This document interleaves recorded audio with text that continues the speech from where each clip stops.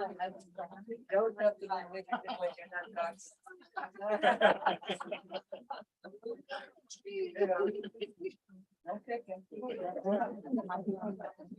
your last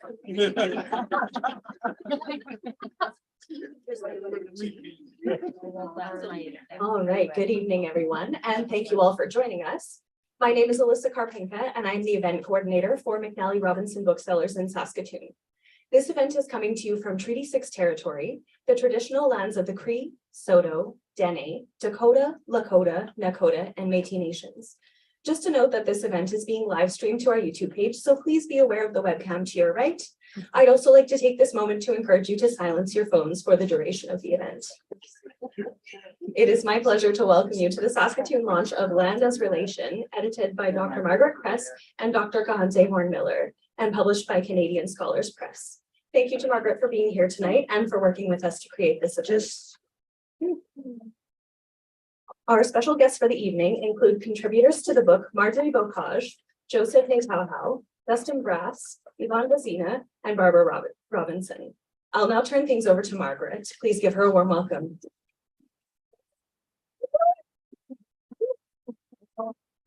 Thank you so much. Welcome, everyone. Tanshe Kiwao, Bomatan Mizami. Merci for joining us on this momentous night. Deshenikashan Margaret Kress. En contour, en maîtrise d'école nia. Kish ite mayoyen en li michif, wiyan, ni miuten.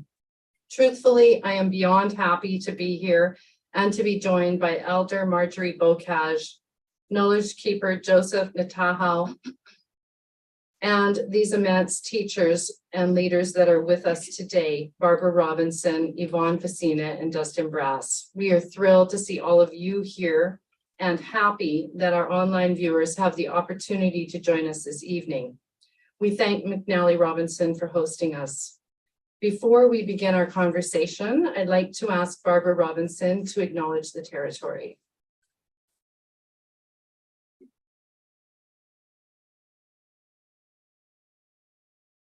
Thank you for acknowledging Treaty 6 around McNally, but I'd like to add a little bit more. We believe that everything that we do is because of the land. We don't do anything without having the land beneath our feet or holding us up to when we look at the sky. So in knowing that we experience starts with the land, I'd like to acknowledge that we are on Treaty 6 land, referred to as Treaty 6 territory, and that the people of Saskatoon and all of us are beneficiaries of Treaty 6, which does encompass the land of the Cree, Dakota, Nakota, and Métis nations. It's like Land as a Relation, the name of the book. We are dedicated to ensuring that the spirit of reconciliation and Treaty 6 are honored, respected, and reaffirm our relationship with one another, and that we are committed to moving forward in the spirit of the collaboration and reconciliation. Land has a deep relationship with all of us, where we live and learn and love. And to share our land, we need to ensure that it's safe and healthy for our future generations. Thank you.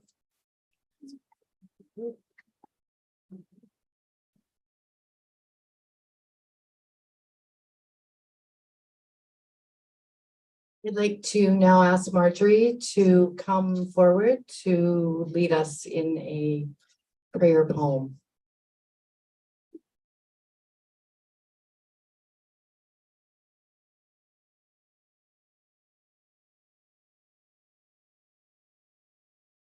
Merci, Margaret.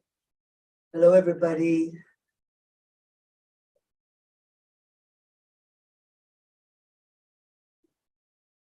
Once upon a time to come, there were peoples who knew what they knew. They knew that their heritage on this land was their power, and they knew how to honor their spiritual connections with their ancestors. The women recovered their powers of creation in their bodies, in their spirits, in their dreams, and the people remembered that woman is the medicine, the original power of earth and moon and stars, and they saw what they might become. And the distant pasts became one with the near futures as stories were shaped from that ancient place deep within where the mother lives.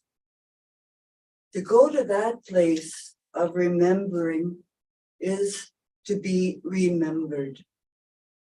Sometimes it means starting with what is darkest and wild and dangerous, uncovering stones, paying homage to the sacred buried there.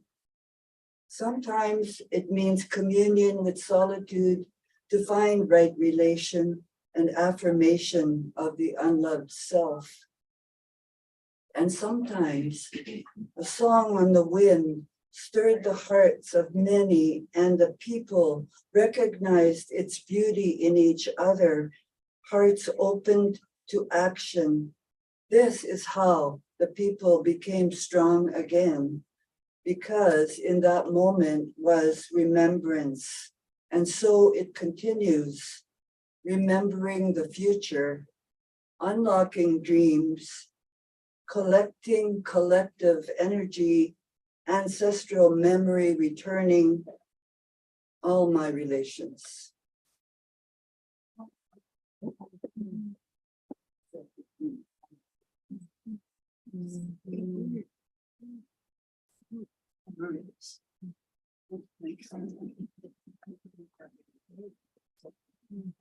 Merci, Marjorie.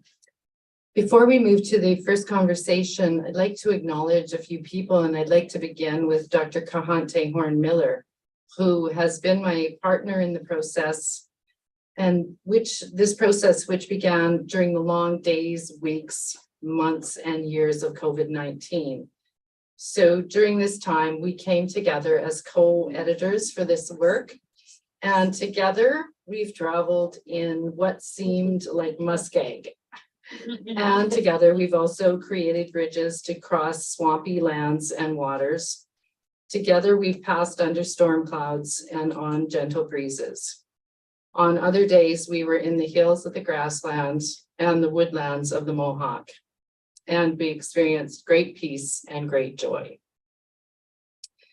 It has been my grand pleasure to work with you, Kahante, and I believe that through it all, we have gained an immense relationship and respect for one another and for all those involved in this work. This book of Reclaim for Indigenous peoples and their knowledges is like no other.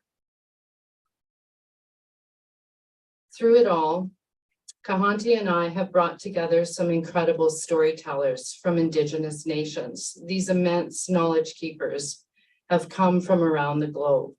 We have heard from elders, young people, Indigenous scholars, allies, and we have benefited from the rich relationships we have been gifted by these authors. I wish to acknowledge the storytellers and the story workers in this book. Land as Relation is a life work of beauty. It is a great honor for me to have had this opportunity to work with so many brilliant and wise Indigenous peoples and their allies, all of whom together with us, Kahante and I, have brought forth this collective work. I especially acknowledge those who were instrumental in the very beginning of the process and the elders of the Wabanaki, those of Mi'kmaq and Wolastoqey territory, who graced the first land-based graduate courses at the University of New Brunswick that I was privileged to lead with them. It was this work that spurred a burning vision for such a book.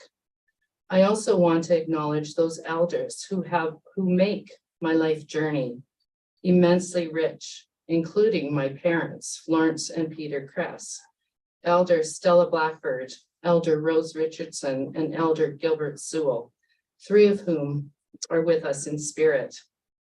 I also today acknowledge Joseph and Marjorie as my day-to-day knowledge keepers, elder knowledge keepers, who have hearts of love and support for myself and all others. They, along with Bruce Flamond, my Michif teacher, have been mon grand wichihe. Kiski merci to each one of you.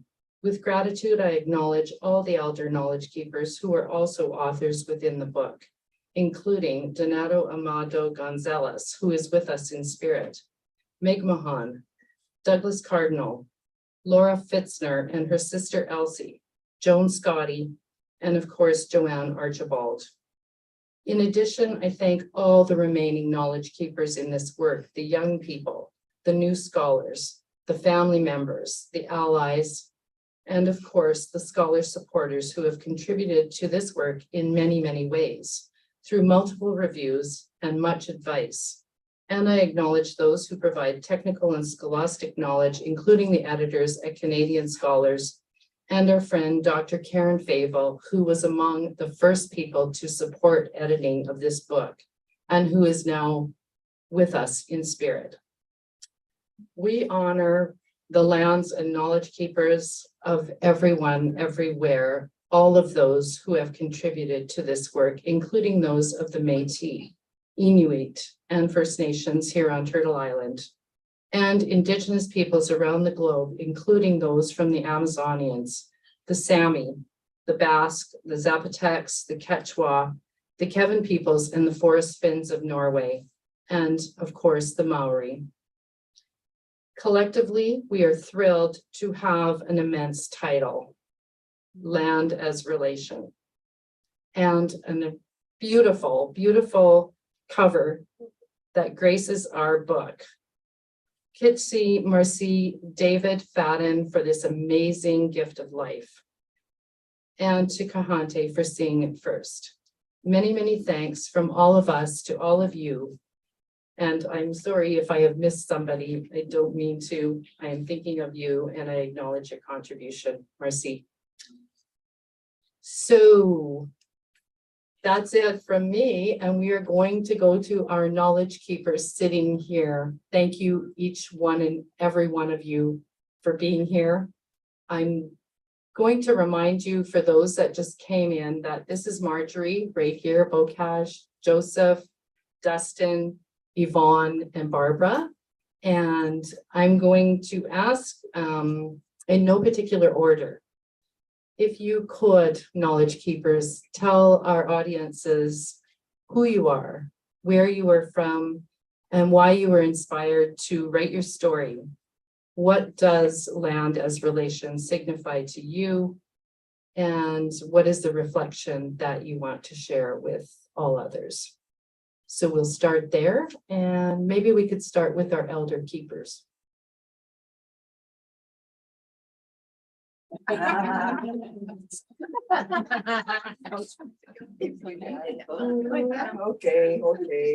I'll be elder today.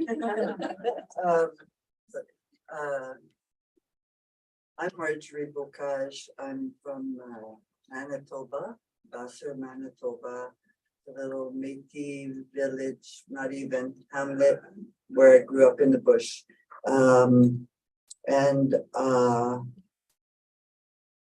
Yeah, that's where I come from. The first 15 years of my life, the land raised me, and that's my foundation for who I am today and the work that I do. I work primarily with Two-Spirit youth right now in Saskatchewan. I live in Duck Lake, and that is partly because they don't have that sense of belonging to the land, belonging to ceremony, just belonging in our communities. And we know what's going on right now in this country and around all the hate that's being turned towards the children. And so out on the land, they can remember who they are and be fully who they are.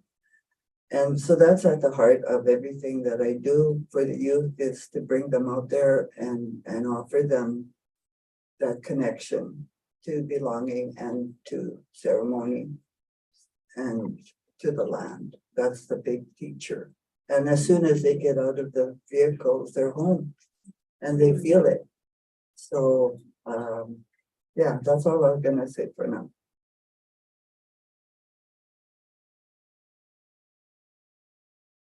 Esta esquina no, esta esquina, guapa no puede, maximuta que se, que no puede, minasao no que se, we know. Anyway, that's another song from Castro. Castro. I'd ask free from that era as well as I am. That's this is land is our land. That song is we arranged by Cheryl Rondell, who made a song with the use of Cree language, and this piece that I wrote is from a request in the Southwest where Margaret comes from as well. For me to write something about the grasslands in the Southwest, and being an more an oral storyteller, I dug back into what would be, a good story. I didn't really have any story per se about Mother Earth. Well, I did, but I didn't want to write that story because it didn't really belong to me. It kind of belonged in the Cree public domain in religious storytelling. You do just take stories that you were told even and republish them as if they're yours. They belong to the community. So then when I didn't, I thought I'd have to create my own piece, so I wrote about hair. Hair being a connection to Mother Earth and the grass and as well as with myself as a young boy who had long hair as a little 4 or 5 year old, until it got snip. That's what it says in my writing, so I just kind of follow what my voice is, snip, the hair was gone next minute, So that's where the writing started from, just an invitation from something tourism, I believe it was. They wanted something written about the grasslands.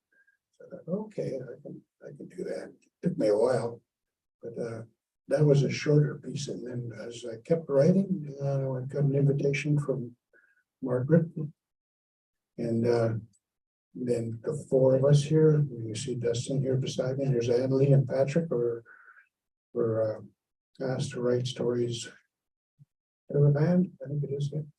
And two of them are missing.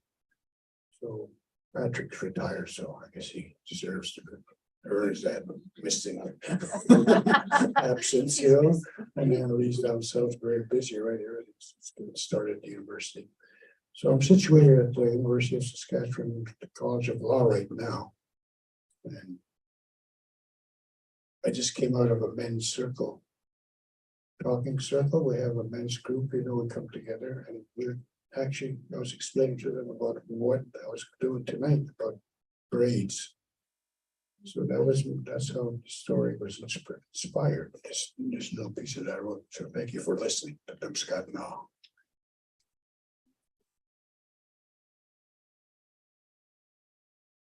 Don't take your leg, Joseph. Yeah.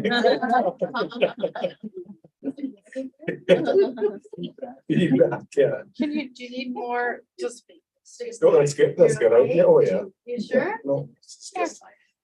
There's lots more. So I was thinking about what brought me to writing, what brought me here. And I was thinking about how relation and kindness brought me here.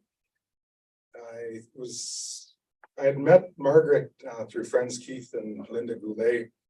And all of a sudden, myself and someone that I work with, we were out on the East Coast. And she invited us out for lobster supper at her house. And my one friend, you would think lobster would be the best meal to eat, but especially from out there, she doesn't eat seafood. And then Margaret took it upon herself to cook a roast. And it's in that kindness that you think about other people. And, if there's a chance to work with in the future, and you always say to people in academia, oh yeah, let's work on something. But it's those people you remember from that kindness and those characteristics that they carry as human beings that make you want to work alongside them. So And Patrick approached Joseph, Annalee, and I, and Joseph, Annalee, and myself, if you've ever worked with us, we need someone to kind of keep us in line. Yeah, we kinda go like this and up there and down there, but Patrick kept us down the center there, so as much as he could. So we're thankful for that. Yeah, reminded us that when things were coming up. So, so it's those relations, you know, and but getting to work with them, it's was part of the draw. I think the four of us can do this, is what Patrick said when we had first met. So it's thinking about that relation. And so what brought me to writing about it too was that relation that I have, and that's what I wrote about, was that relation that I have with the things I've seen, the things I've been encountered with. I think about relation again, and it's odd that he's actually here, but one of my relations, we were talking, sometimes you don't want to, in our area, you don't want to talk too much about what farmers do to the land. And he started to talk about what farmers were doing to the land. And like I say, it's unique that he's here tonight because it's writing and thinking about what are those impacts? What does it mean to us? How does that change our story? The animal story. And always remembering that in our land acknowledgements too, that we share this land with four-legged, with winged ones, with water beings, insects, all that come along with it. So the wind. So that's one of the things I was thinking about doing is Wazokizimanto, Muscatepizike Kakapigas of Magamushusana, and the Shinabe Nakwe in a ne, the Tiznakazman Kichan, Keen the Tonchi, a ski in the Tonchi, the Gokis, this Kiswain. Wapaskamisabi Manatu happy, Tinapi, Apanochi happy. And I think about how all that language is land, how that language is relation. The verb base of our language, Soto Nakaway language, and how that ties back to who we are, what we are. You know, just I know we learn such great things from Facebook, but a great esteemed, you know, academic mind, human being, Solomon Rath, was writing about how you know, he had gobbled up everything, all the food around him, and didn't leave anything for his siblings, and his mother called him weak to go. And weak to go is someone who's greedy and grabs and leaves nothing, and there's destruction, you know. So he was thinking about how just tied into that language, it is all that we do, it is all that we are and we become. So I'll leave it at that for talking about why we kind of did it, but like I say, it ties back to that kindness and relation. That works on that side. On free chat. Yeah. There you go. You guys are in trouble now.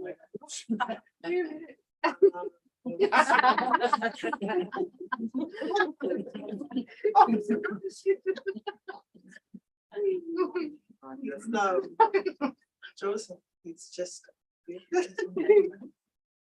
Okay. Is that on? Is that mic on? Yeah, I think it is. Okay, you just have to be close to it. Okay, so thanks to everybody for coming. That's really, really nice. I came from Winnipeg yesterday to be here. Thank you for the invitation to come. But I'm from Saskatchewan, and I'm actually from a really small, Marjorie was saying, a village south of Hudson Bay. It's still there. It's called Reserve, Saskatchewan, and it has an interesting story behind the name too. But yeah, so I've lived here for most of my life, and I went to SUNTEP program, Saskatchewan Urban Native Teacher Education Program in Prince Albert,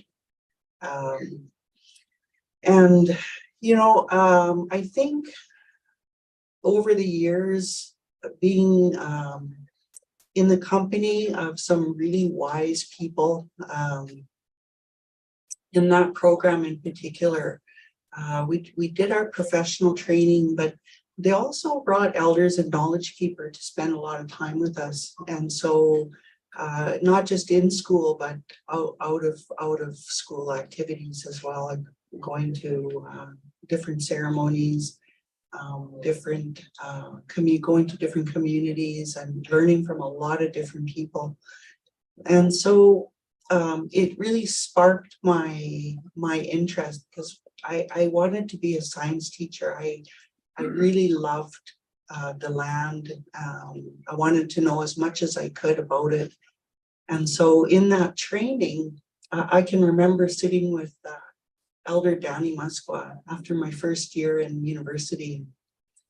I said, well, I'm not sure I really want to continue with this university, because I just really wanted to spend time with those old people, because what they had to offer was so precious and fulfilling. And he gave me some very wise advice to continue my training, and I did. And so you know, going on and learning from more and more people over the years in formal and informal settings, and being able to travel with the land-based masters cohort, not as one of them, but I was just part of the organizing group, and met Jessie Sylvester here, just sitting here. She fished me out of the Fraser River and saved me from drowning one day. So thanks, Jessie. I'm sitting here thanks to Jessie. So, yeah, and so all of that now, I'm a faculty member in the Faculty of Education at the University of Winnipeg. I teach Indigenous education, and I also teach sustainability education. So, so to me, they're very closely related. And so when we started talking about you know, offering something for this book, it came to my mind that you know, in 2015, when the Truth and Reconciliation Commission came out with the calls to action, which, I mean, is there anybody here that doesn't know what those are? I think everybody does. Hey, everybody nod your head if you know what they are. Yeah. Okay, thank you.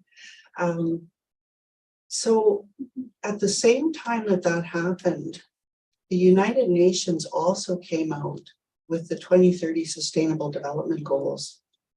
And to me, like it was just so timely, because these are the things that we need to help our society into transforming to something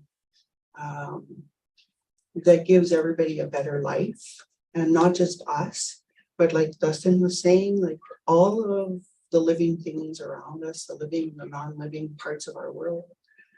And so that you know, it's never just one thing or another thing that brings you to write what you have to say in that moment. It's a lot of things. It's a lot of pathways that bring your words forward. And so that's what I did. I wrote sort of the four corners of the framework within the circle that helps me express what it means for being a Métis person and teaching about land-based, or thinking about land-based, and helping other people who are training to be teachers to bring that into their classrooms. Thank you.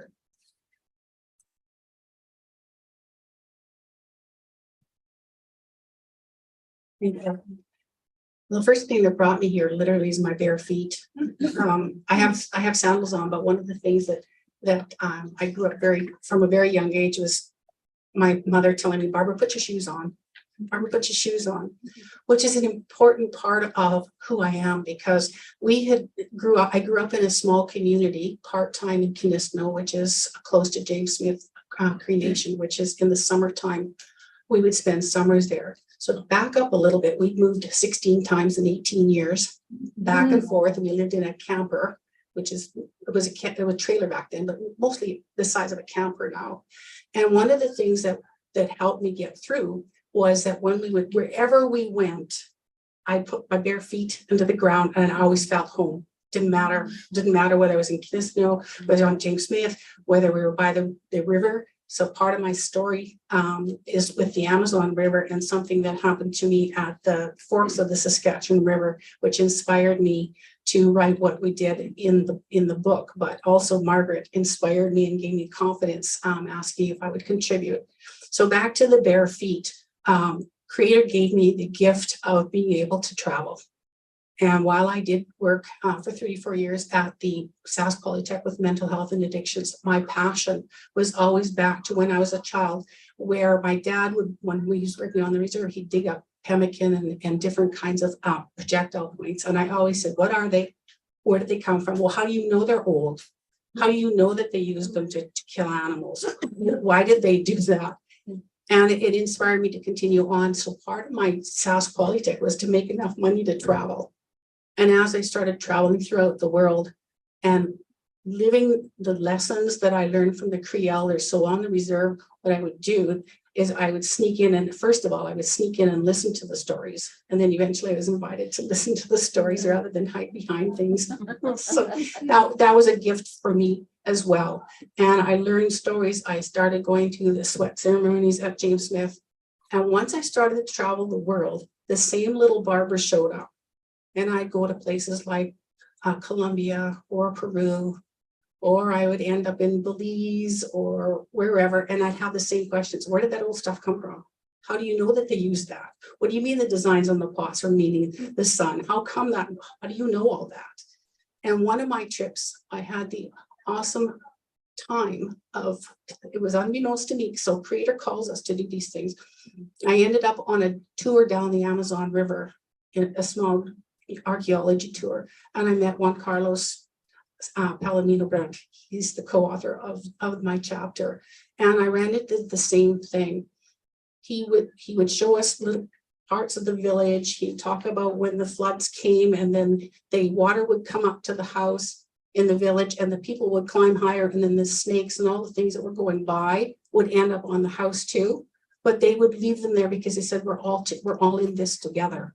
So they learned to live with whatever, whether it was a snake or a monkey or a sloth that ended up in the house. They lived together until the waters went back down.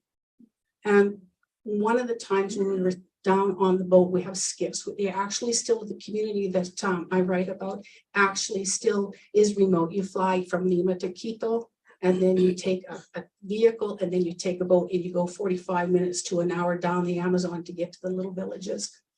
And when we were on the beach, on one of those days on the river, I encountered a dragonfly, and it took me back to the moment when I was at what's called the sandbar at the Saskatchewan River.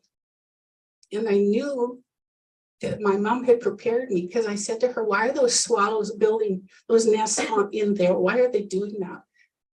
She said, well, for their house. And then I said, well, where did they come from? And that's when it just blew me away. She said, they come from South America. And all of that came flooding back. And I knew that part of the purpose of going to the community was to take the lessons. So the communities that I have gone to around the world, I always ask about the ceremonies. I always ask about the learnings. I always ask about the land.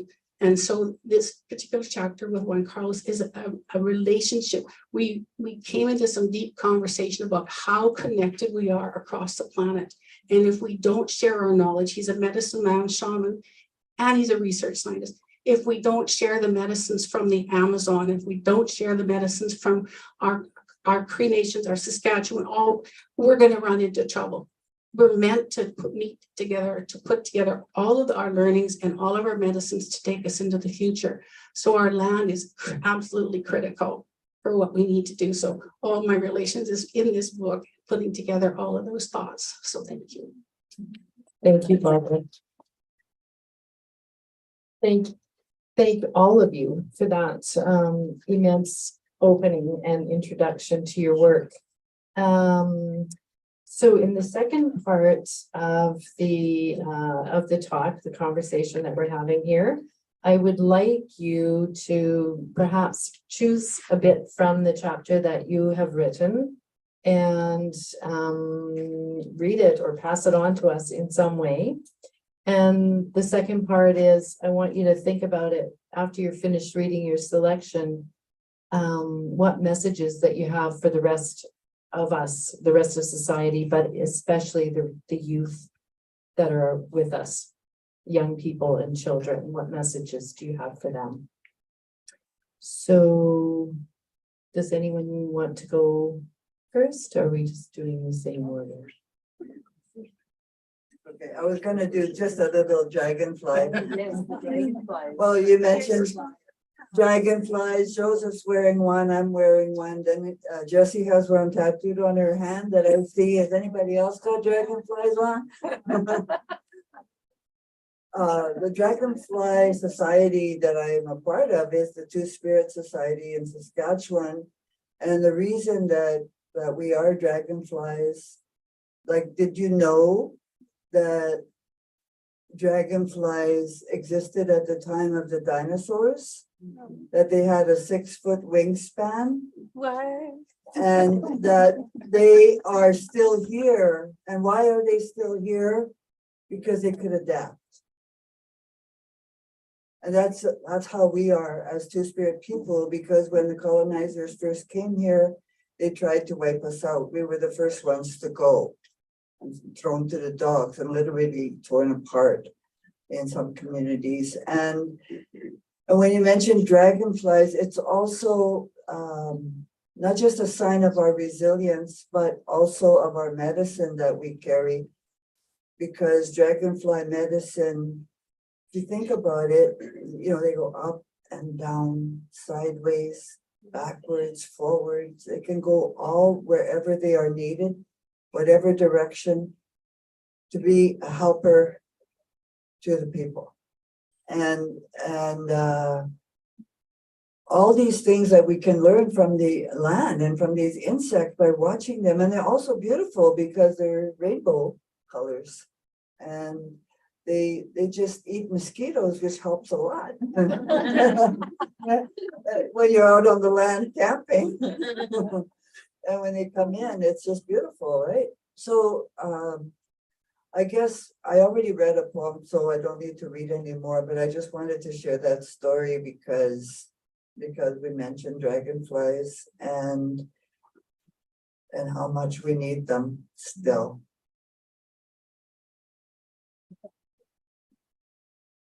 Always been just we start from youth, you know, the vibrant youth. And you go, Yes, let's do it. As you.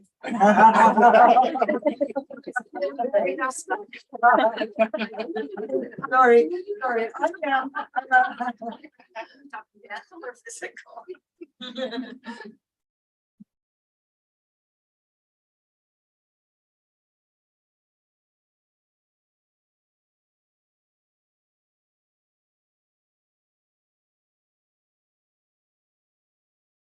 You can use the podium if you want. There's a mic there. Oh. I'll take that. You need water? No, oh, You're okay. keep throwing.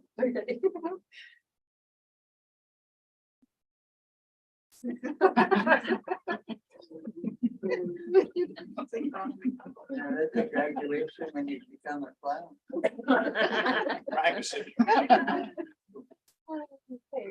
So I broke my writing down into two pieces. One was I was sharing a part that I was thinking about. But then there's this drive in academia to include what other people have said before.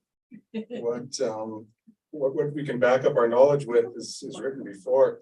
So one of the things I want to draw you to is kind of the first sentence that happens in that second part. And that second part is titled Grow Plentiful, a way to think about land-based learning. And the sentence reads, although the main purpose of Grow Plentiful is for the reader to draw their own realizations, there are a few pieces that I will utilize to further think about land-based education. As I write and as you read, we will never see the same thing. My life is mine, and I write from my perception and my understanding of things. That comes from a life that's rooted in generations upon generations of ceremonial interaction with the land. And we'll all, not saying mine's better, different, or worse. I'm just saying it's different than what you'll do as a reader. So I really emphasize that point is for the reader to draw their own realizations, and you will understand it differently as you read it at different times of your life. But I'll just start from the beginning of a part that I was writing about. Grow plentiful. The day was bright as the sun shone warm along the stretching, reaching prairie grass. In the middle of the far stretching grass, the trees laid a black asphalt road. In the sky, birds flew, while along the black asphalt road, vehicles pushed through the air as the gravitational pull connected the round rubber tires to the ground. As the vehicle traveled into the direction of the mid-evening sun, in the sky circled Raven, as the slightly changing winds blew beneath his long, stretched black feathers. Raven was getting hungry as he patrolled above the ground in search of a mouse so full of seeds and grain that it had not a single wrinkle in its skin. Raven's mouth stretched open as he tasted a few flying insects in his pursuit. Raven flew to the edge of the black asphalt road. A big shining beetle scurried along the dirt that separated the few tufts of green grass. In 2 quick hops, Raven was alongside the beetle, and as soon as his feet reached the ground, his beak picked up the sweet-tasting beetle with their pleasurable taste in his mouth. Raven called out, E-I-O-A, E-I-O-A. As he hopped along the side of the road, he began to move his wings, and 8 swift flaps of his wings, he was on the other side of the road. Just as Raven had landed, a large, dark gray mouse ran from the edge of the road and scurried across the black asphalt road. Raven quickly darted after the mouse. As he flew about 2 feet above the road, he stretched out his feet wide and opened his beak. Thud. Raven's body bounced off the yellow vehicle, pushing through the air as the gravitational pull connected the round rubber tires to the ground, and the vehicle traveled away from the direction of the mid-evening sun. Later in the evening, as the sun cooled its warmth on the green leaves of the tall white poplar tree, Coyote ran to the edge of the black asphalt road. She was right. She smelt something in the distance. She sniffed into the wind as the sun beamed into her eyes. Her head rotated in the opposite direction that the sun traveled in the sky to smell the air as she located the scent. Just as the ants on the edge of the road started to cross over the paws of Coyote, her eyes could see the black feathered figure laying against the road. As she ran the 10 wooden fence posts distance to Raven, the ants fell off her feet. Coyote began to smell Raven just before she picked him up and quickly trotted to the tall white poplar tree, when she got there, she fed her 4 young coyote pups that she had birthed during the last full moon. Each of the 4 young coyote pups, round, full stomachs, howled along with their mother as the sun began to set. So I'm going to pause right there because I think about that interaction and that relation. You know, we think about relation and we want to say all my relations and think of the positive things that are across our environments. But in reality, with death comes life, and life comes death. And thinking about how, yes, Raven did get hit by the vehicle, but how that impact of humans have. You know, we cut right through landscapes with our roads. And then further little detail in that writing, talking about how farmers have impacted the coyote and rabbit population, thinking about how what is their survivance, and also thinking about how they utilize their environment to survive. You know, there's a later on, I don't want to give away all the details, but there's a thunderstorm and lightning crashes. Okay, so but I'll leave you to read that part. And Margaret, did I miss something? And nope. It's all good. And Are you starting to fan already? no. Oh, Read, and do you have a message that you want to pass on or something else that you'd like to say about that? Shouldn't have put my hand out of place here. So, so a message that I want to say is through my writing, it's through my realization and my living. So that's what I had encouraged others to do. I always remember about a past piece that I wrote, and I read it to my university class. I've just come from 9 years of working as a lecturer at the First Nations University, and I'm now back in community. It was nice to go back to community because I was reminded where knowledge actually lies. I was starting to get focused in the knowledge lied in the university, and they were the kind of the deciders of how our lives went. But it's nice to be back where the knowledge lies, and that's back in community. But I remember reading that to my students in class, and one student said, "You can write like that and put them in books." I said, "Yeah, you can write about it, and I just wanted people to read it to youth. I don't know how many youth will read it, but youth to hear it and think about what is their experience, and how do you detail that? How do you think about that just beyond seeing a raven? Even just by saying the word raven, it has 1,000 other stories that go along with it. People, EIAO, that's in there. And some people will start singing Old MacDonald had a farm. EIAO. But really, it's talking about that. One of our stories is how Raven gave us the ability to talk. And if you go back to our language, those are the only vowels that are in our language. So that's again Raven talking about bringing language to the world. So that's what I mean when people read things, they might not always see it the way I see it, but I hope that they can grasp it. I really did this because too, my grandmother, I've just come from a beautiful time. I've just come from a year of grieving. September 21st was kind of the conclusion of that year, but she brought me to understand land. She brought me to want to work with it. There's an old teaching that grandparents will share with all their grandchildren, and then they'll watch. And that's what I was thinking about with Grow Plentiful. The coyote mother, that's what she's doing too. She watches what's happening with her pups, and based on how they live with the knowledge that they have, they either give more or slow it down. And so I write because of her, and it was important to have my dad read it as well. Just to be an Indian from Key First Nation, to be in writing, to be in print. Those are all the important pieces. And my biggest dream would be that some youth from our nation would read it and inspire them to go on the land, not to write necessarily, but to go on the land and think about what that does for them. So with that, I'll close there. Thank you.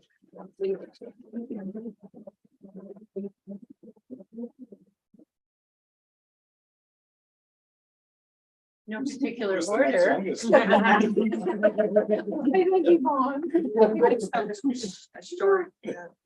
That's a hard act to follow. Yeah, beautiful.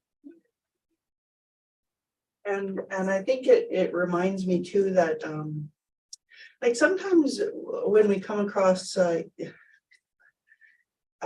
people in their learning journey, just as I was a lot of years ago, sometimes we get asked the question, well, what's the best book to read to learn about this, or what's the best how do I learn about this or that? And in the same way that this book is like a collection of teachings and knowledge, you'll get a little bit out of each part of it. And so when I was putting this together, and I was thinking about what would I want people to know if they were starting to learn about land-based education and land-based learning. It's very popular now. We've disturbed about 97% of the earth. There's only a very small fraction of the earth that's been untouched. And so people are paying attention to that now. There's a willingness and a desire to see what can we do to help contribute to learn. And so I put a few things together about some of the maybe four key things that one would need to develop. And so the first thing is developing a holistic and a defined sense of respect for the world around us. And I wrote a little bit about that. The second point is understanding and actualizing reciprocity in our everyday lives. This is what I've been taught is really critical in our behavior. The third thing is to discover the healing processes and properties inherent in the natural environment. And then the fourth thing is engaging in ethical decision-making processes.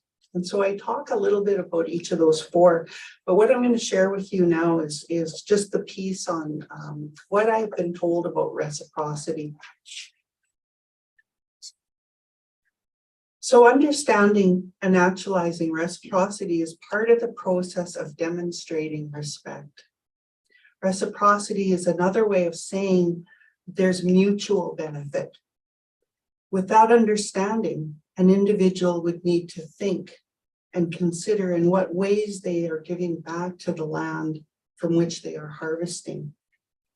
The skill of knowing how much to harvest requires knowledge of species, populations, natural cycles, and especially how many others are harvesting. Gaps in knowledge can lead to errors in judgment. It can lead to harm to species or destruction of ecosystems. So sharing knowledge is an important part of Métis traditions. And so over time, individuals can learn from each other. They can consider new strategies and techniques. They can address problems and they can build new knowledge. Sometimes information is concealed to protect the integrity of a habitat from too many harvesters, such as in berry harvesting or wildlife harvesting. The temporal scale of reciprocity is also important. For example, acts of respect and reciprocity can be momentary, like engaging in prayers or offerings before harvesting plants, animals, or other items from nature. Or they can be longer term over a lifetime of commitment to skill building and action that demonstrates respect for the ancient elements that make up the air, the water, the land, and the energy systems of Earth. As with reciprocity, this commitment has many benefits. So I just wanted to share that small piece with you, and thank you again for coming and supporting this kind of learning. Thank you so much.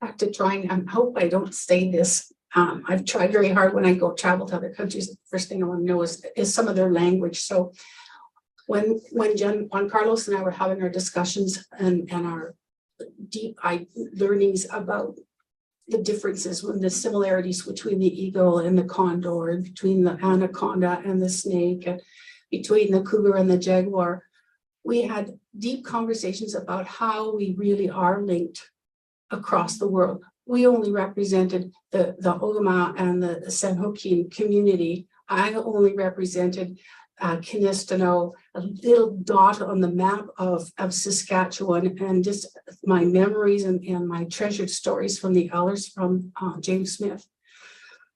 But I'm going to try and say what our chapter is called is to share is to live. Yumi Kakukuri means to share to live in Juan Carlos's mother tongue, which is Omagua. The other language that is quite common in his community is Spanish, and it's compartir vivir, which means that to share is to live. And as we learn from our elders, from people who learn about the land, know about the land, farm the land, harvest the land in whatever way they do, we learn from them and we keep that knowledge. And part of what's important to remember is that we have to start sharing that knowledge. There's a lot of fear, and rightfully so, when Juan Carlos and I are talking about the knowledge that our elders have and our ancestors had that never got a chance to pass it on. And now we have elders who do have chances to pass it on. We're sitting with some on our panel, those that aren't here that are in the book, they have that ability to share while they can. And so the message is not just to share is to live, but our entire future depends on that ability to share. And so you can read the stories about the dragonfly and the jaguar, but I'd like to close with the concern. And right now I'm a little emotional because the community that we're working with, private enterprises got in and burnt some of the forest close to the village people. And the village people are terrified, and the snakes and the sloths and the birds are coming to our sanctuary, our reserve, where we've set land aside to help to teach people about the land and the plants and the animals and the winged ones that we need in order to survive on the planet. I'd like to close with a comment that both Juan Carlos and I put together.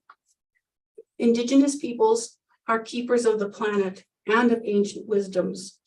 Mother Nature, Yera in Juan Carlos language, and Gaia gifts those who are meant to carry on the knowledges, traditions, and practices with experiences, dreams, and encounters with other living beings or with peoples who have similar teachings. In our communities or villages, many of our ancestors are now passing on. Some of them experience the challenge of aging. Others may have difficulty remembering the teachings, traditions, and practices of their ancestors. This situation is dire, and these teachings are the only hope for the future of our planet and for the sustainability of humankind. And we know it is necessary for the young to carry forth the ancient knowledge. Conversely, reality shows as many of us young people do not currently have an interest in carrying on these traditions. And in order to spur the interest and to sustain these knowledges, it is imperative that we step up. Together, we must become the next generation of keepers and teachers of our planet Earth.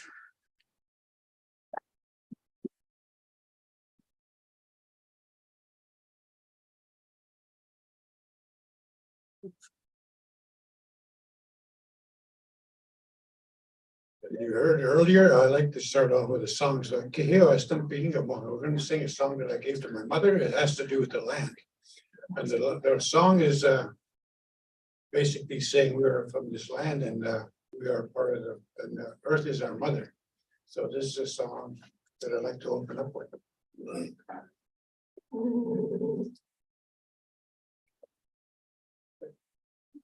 Welcome to Faith here. This friend. And right here, she's a yoga teacher, my yoga teacher. So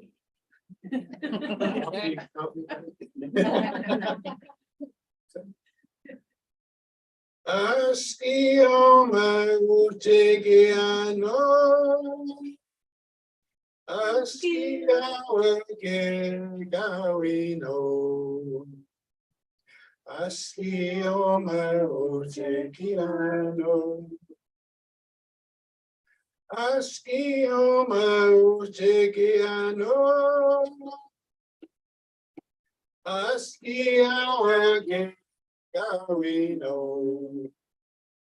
askio mautekiano. Yeah.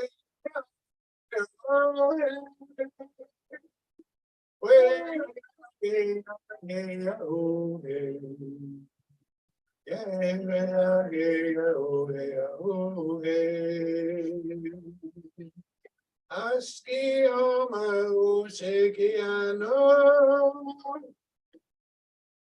askia wake gawino,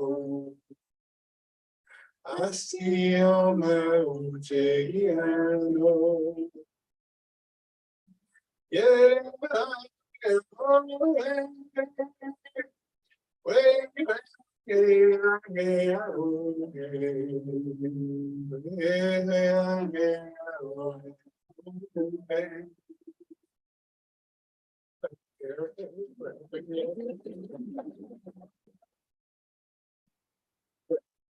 Oh, and the last one, Kihiro, thank you. I call her Kihiro because her name has to do with the eagle.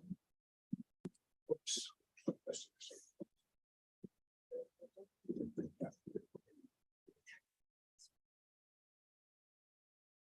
A little bit about techie stuff. And this is quite an honor to be part of an anthology. You know, I guess, born to tell stories more than anything, you know, or sing. That was my first thing that I guess happened on when I was in university. I just started singing. And writing kind of came later, you know, but storytelling came first. I wrote stories. I told stories from since I was 20 to my 40s, 50s, and you know, even till today. So to have something published, it's thank goodness and goddesses, you know, thank God and goddesses for editors. It really make you sound great, you know, that really.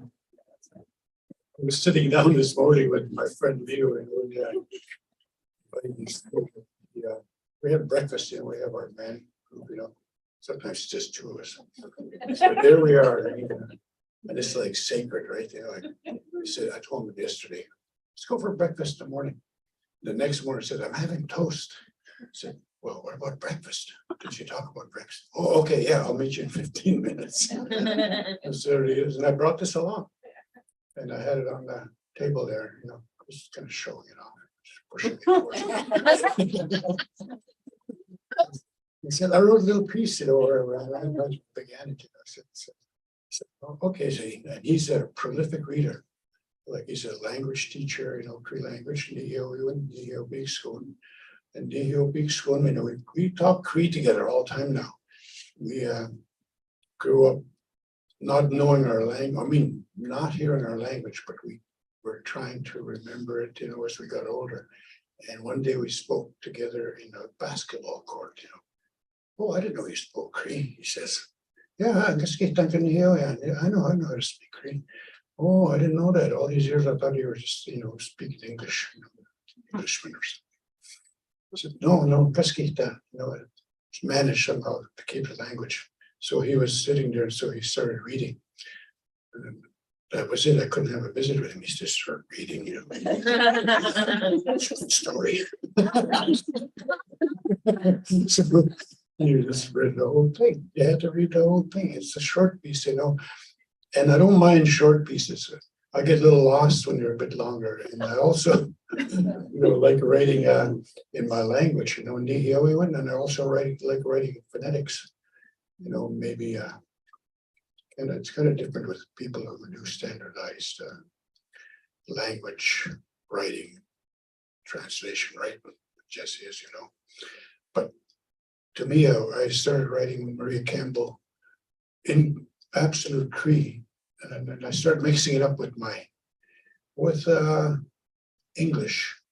But I started a few years ago just completely Cree. The same with music. I write music in Cree because I used to do just strictly English songs and then English and Cree songs and now totally Cree songs.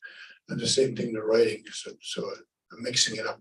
So I wrote in Cree when I was in a short-term residency at the University College of Law, and Maria invited me to go and spend 6 weeks there. So I wrote in phonetics, and I phoned my sister. Hey, listen to this. I'm writing in Cree. Kita to is a bit of an school thing. See, no. I'll do my mascuchi say. Ego, Peconise, yeah, Quamatina, Gonis and Tap, Nanik, the Pio, that's skate. Equitamaho, Nihiogi, Nihioi, don't be with the Magwag. So I was telling about my visit with Albert Lightning, who would make us sit for about 40 minutes before he'd come and, you know, tell us something really profound, you know, story or teaching. And I wrote that in phonetics, and I read it to my sister over the phone. She's just listening better. That's 18. I said, what do you think, sister? And she's a exemplary Cree speaker, Yvonne Jamikis, you know. Well, what that's what's seen, and that's what's gas, and that's what's gas, who got big dog seen to go. Oh, it just reminds you of the old people from a long time ago.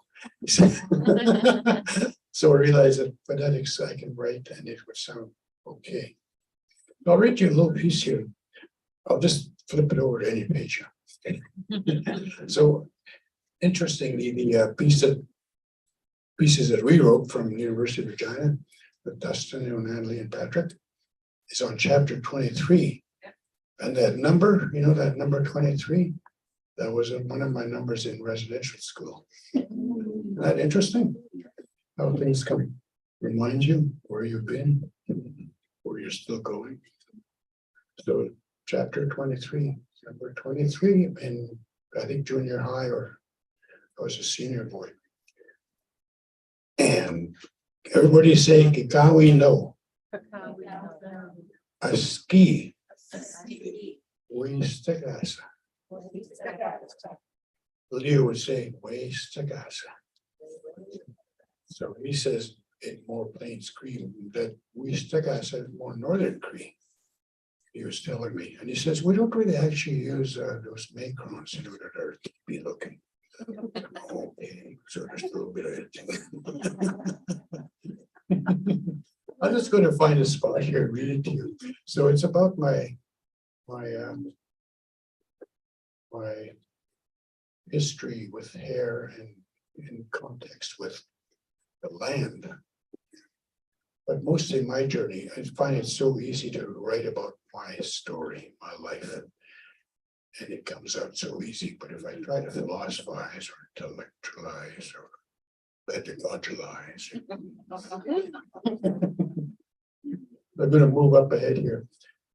I was traveling back in the 1980s to regain some sense of what it meant to me to be Nihio, being of Cree descent.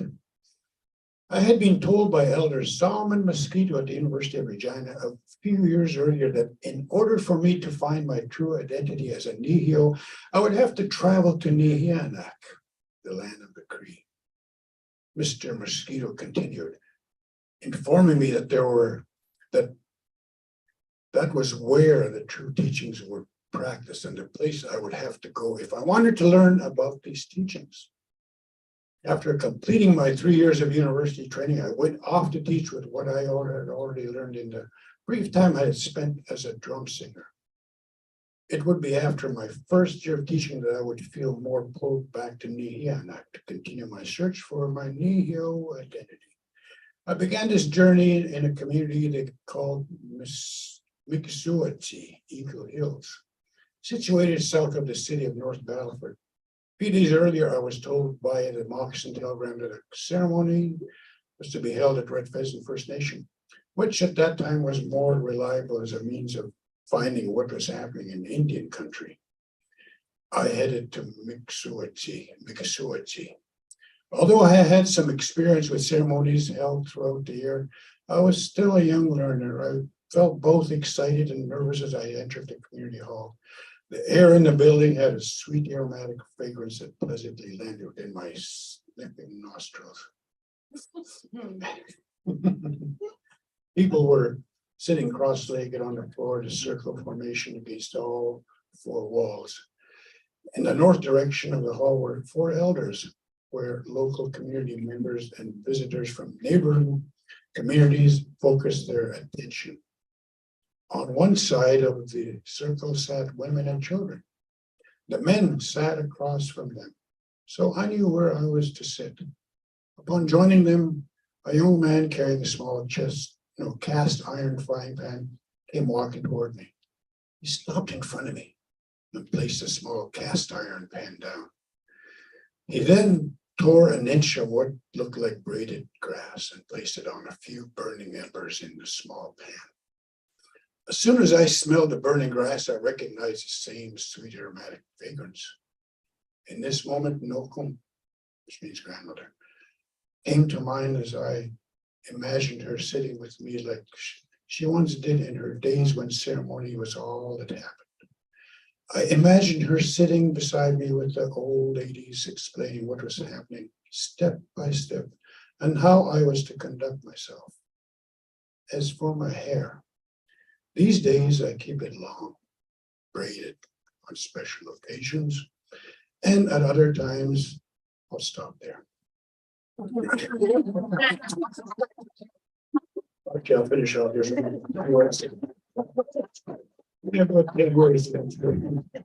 And at other times, at my discretion, I will allow it to blow freely in the wind.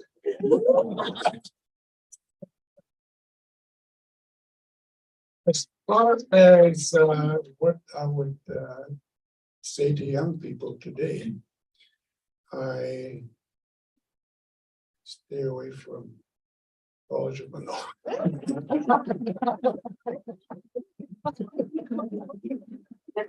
No, I would, when I work with young people, you know, I try to instill in them that take things one day at a time, because it's a long journey.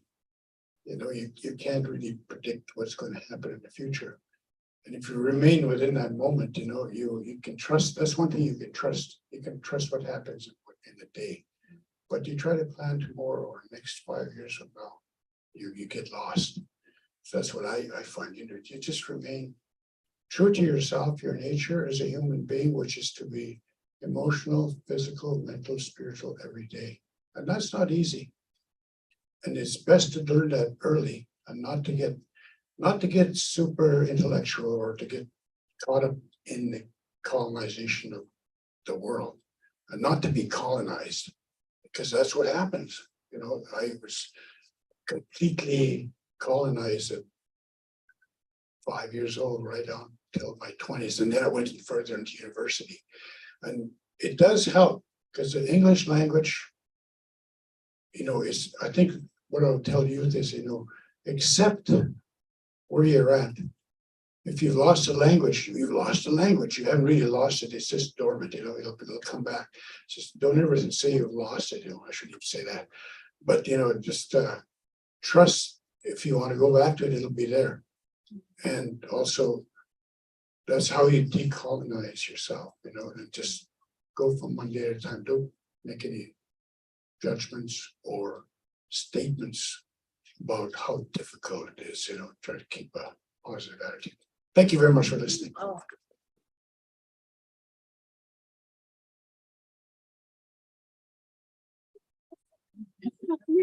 Yes. Joseph, that was lovely, and it's going to be hard to follow that. But I'm just going to say a few things and just read you a few sentences from the chapter, the last chapter in the book.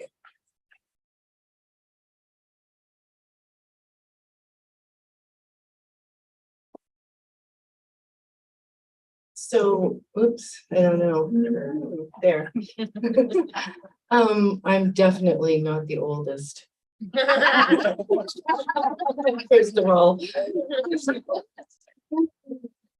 And I gave you some information at the beginning as to how the work came to be and the gratitudes that we extend to all of the authors in the book. And I was lucky enough to work with 2 nations and 2 elders in this book. In chapter 6, I wrote a chapter with Joan Scotty, who's an Inuk elder from Baker Lake, Nunavut, and she graced me with her knowledges from that territory when I did my dissertation back in, I suppose I made contact with her in 2011, but I knew of her work before that. And so she was just wonderful, and she actually has written her own book about resistances in Nunavut. So I would highly encourage you to look her up and to learn from her, because she's an immense scholar in her own right, and an activist and a hunter and amazing elder. In chapter 25, I was so blessed as to work with Mi'kmaq, who is a Mi'kmaq elder, and she was one of the 4 elders in the land-based work that we did with graduate students in Mi'kmaq. And I also had 3 other people, Dr. Evie Place, myself, we acted as the instructors, and I would say acted was what we were doing. We were learning along with our students. And Genevieve in the book, you can see her name there. She was one of the students in our course. And Sophie Lavoie also was and is a professor at UNB. And she audited the course and supported students and supported myself and Evie Place and the elders that were involved in the process. So these graduate students came to us from across Canada. There were several that were First Nations, Mi'kmaq students, and there were others that were non-Indigenous students from all places. You know, they came from Alberta, they came from Ontario, they came from Quebec. And they joined us on this 10-day land-based experience. So it was an amazing experience. There were hard days, there were hard moments, and there were moments of great jubilance and learning and joy. So I'm just going to read, you can go to chapter 25 and see that we've kind of each have our little section within the book itself. So I'm just going to read you the first paragraph or a few words from the part that I've written.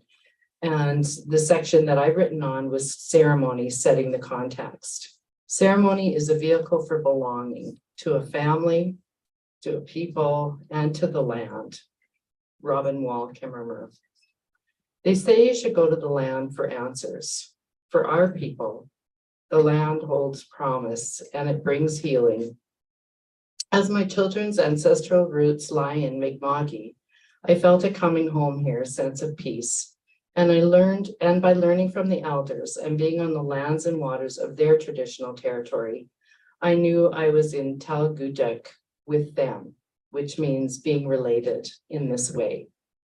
It was here I came to realize that my cherished role as teacher was and continues to be one of building relations with students, communities, and the old ones.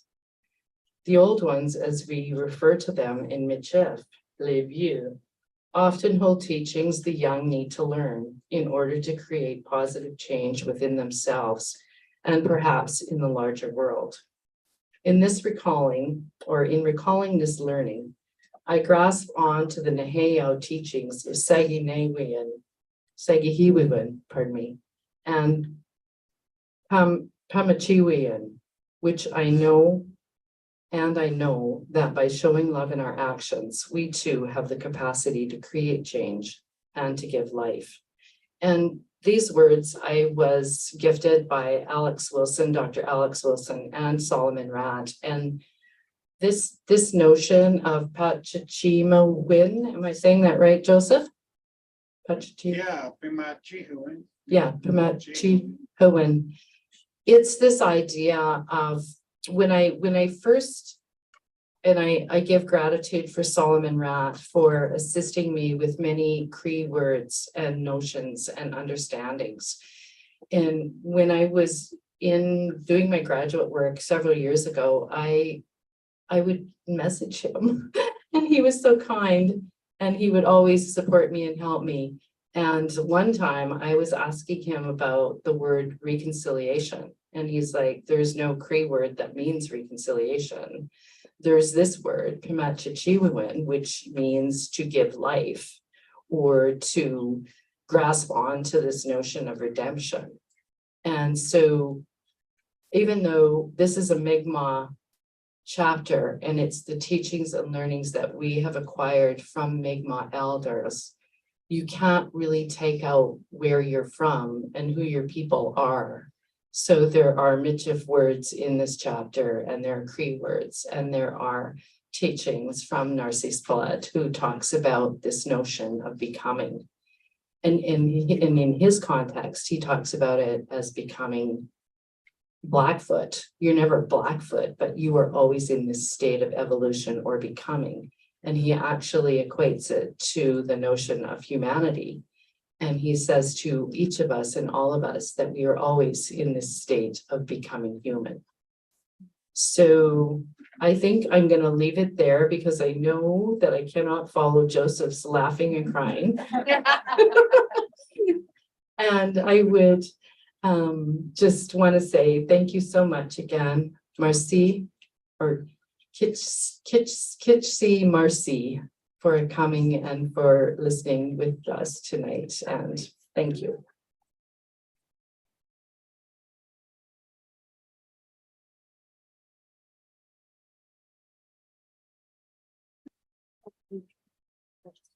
Oh,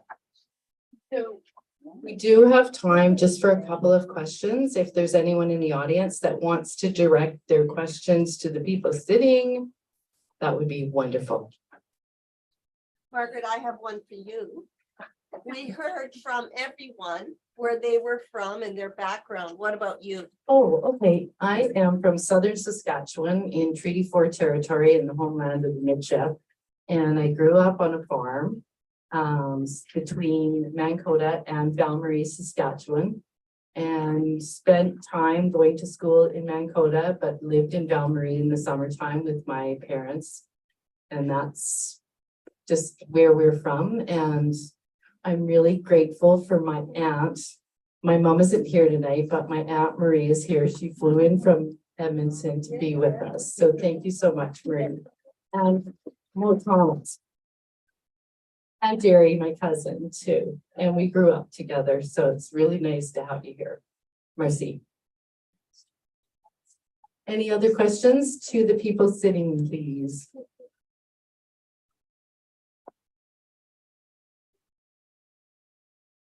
I'm curious about the book. I think it sounds marvelous.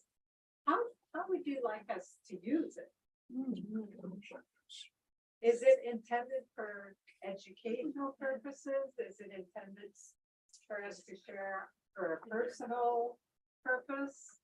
So I guess I'm addressing all of you. How should we share this knowledge? Well, I'm going to just jump in before everyone else does and just say, yes, it is intended for all readers.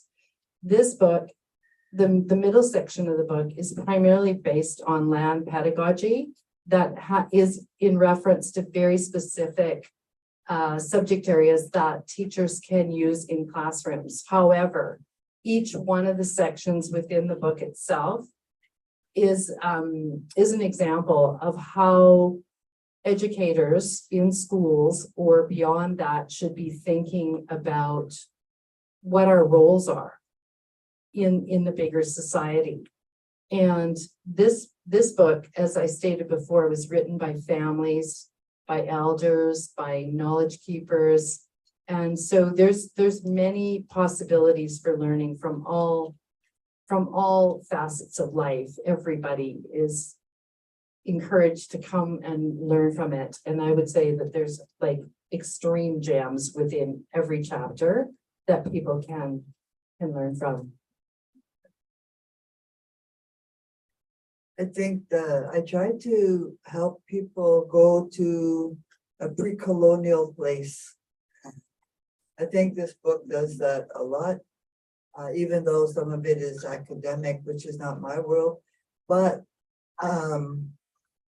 it's about reclaiming our way of being human, and it's about making room for difference, worldviews, and I think this book can teach everybody a little bit about that difference. And people really need to make room for difference. And in terms of my own personal practice with the chapter I wrote about out on the land with the youth, what I'm trying to teach is self-governance. And the principles of that was our law before colonization. Nobody told you what to do. Nobody told you what to wear. Nobody told you where to sit. You know, children didn't belong to you. They were given to you to take care of. We don't own anything, and we certainly don't own each other. And all of those things that came in that worldview that's causing all the problems we have now, there's stories, the land, the animals, everything that can teach us about right relation is in those stories, and the beginning of understanding a different way to be. Thank you. Words are in them. That sounds mandatory.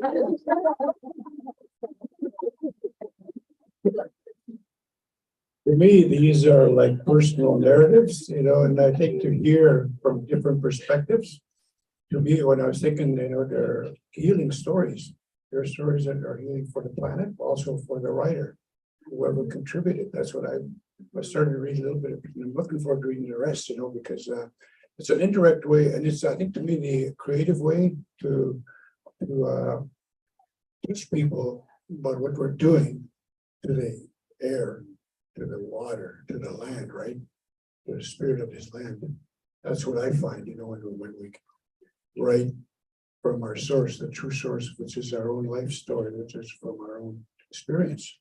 So that's what I'm seeing with some of the stuff that's being shared here. So thank you.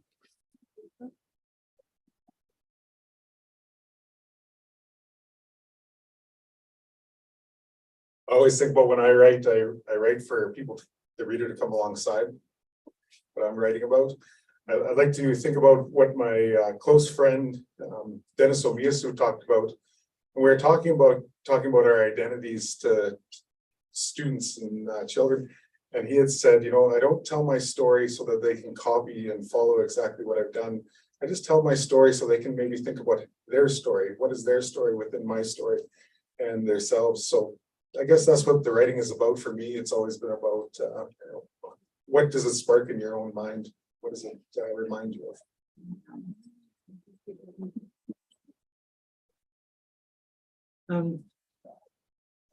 Thank you for that question, because that's where we all start with learning, right? We say, what does it mean? How can I learn from this? And so that's the key to the lock, right? It's to ask that question. So the only person that can answer that is you.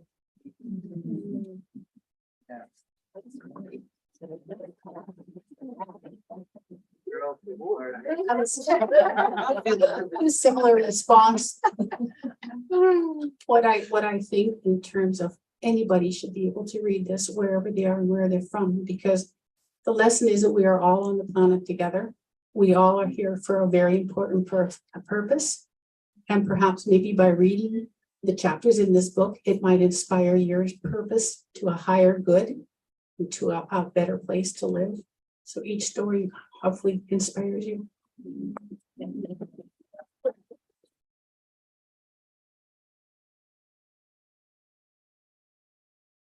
Now we're all so smart, eh?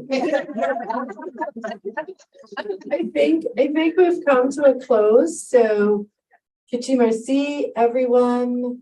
Thank you for joining us this evening. It's been a great pleasure.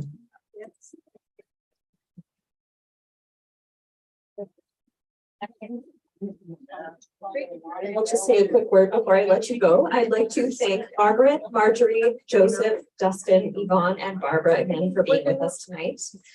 We of course have copies of Land as Relation on the desk to your right. And if you'd like your copy signed or you'd like to say hello, I'm sure the authors will be happy to meet you. Thanks again for coming out tonight and enjoy the rest of your evening. But first, let's give our authors one more round of applause.